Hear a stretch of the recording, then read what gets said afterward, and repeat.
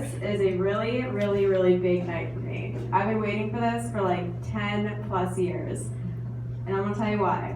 Because I have always wanted to, uninterrupted by anybody, talk shit about the movie The Notebook for 7 minutes straight, and now I get to, and none of you can do anything about it. Okay. Let me kind of back up. My main issue with The Notebook is even after 10 years, this movie has not gone away. Every girl that you meet, and you're like, hey, so what's your favorite movie? She's always like, that's The Notebook. So much, in fact, you still see this movie everywhere. Like, I'm on Pinterest, and I still see girls, like, repenning quotes from The Notebook, and in the description, they write stuff like, hashtag true love, and they're like, ... someday I'll meet my Noah.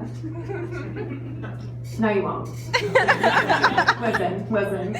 All of us girls have an agreement about Pinterest. It's where we put things that will never happen, okay? You're never gonna meet a hot-ass Ryan Gosling to be obsessed with you, just like I'm never gonna build that outdoor shower. It's just not gonna happen, okay?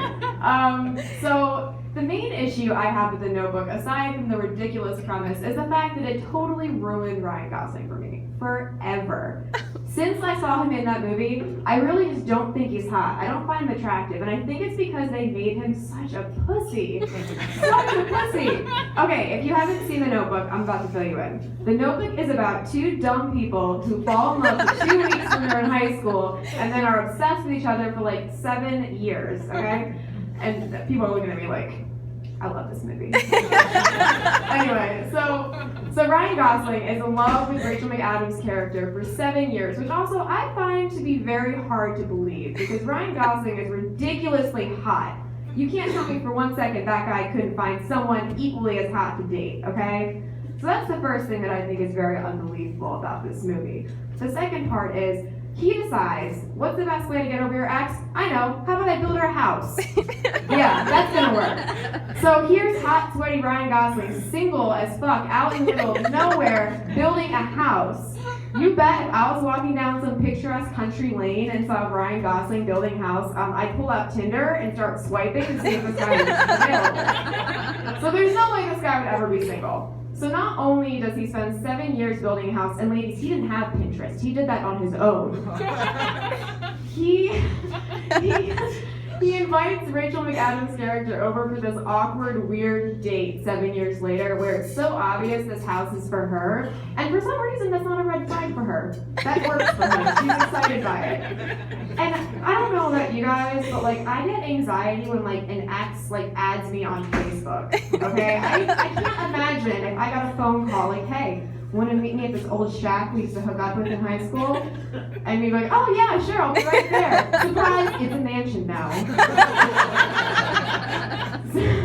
Because when I'm out of a relationship, like when I break up with somebody, I'm gone. I'm gone forever. It was like I never existed ever. Like so much to the point where the guy's like, was she ever even real? Did I make her up? No, it's true. I gone girl their asses. And I know that movie was supposed to be creepy, but I've got nothing but love for that girl in that movie because she wasn't crazy. She had a plan. She was organized. She was like, nope, I'm not going down like this. I'm turning this around. And she did. So I really like that movie. So beyond The Notebook, unfortunately in the past, like how long has it been? It was released in 2004, so yeah, over 10 years. Movies have not gotten better. And the example I'm going to use is, I'm sure most of you have seen it by now, is 50 Shades of Grey. Who in here has seen the newest 50 Shades of Grey? I know you two have, because we went together. I know, yeah, I know.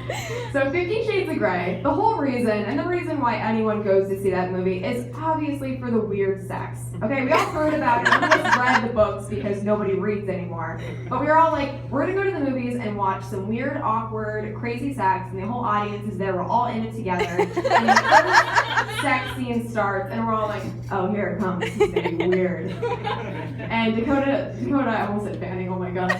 No, Dakota Johnson is like lying on this like red satiny sheet bed. At first I'm like, okay, that'd be hard to clean and take care of, but okay, I'm into it. And she's like lying there and he puts like a handkerchief around her eyes and she's like, oh yeah, like use the weird thing or whatever it was. And And then he just kind of puts his mouth on her breast like he's breastfeeding, and then they just have regular sex.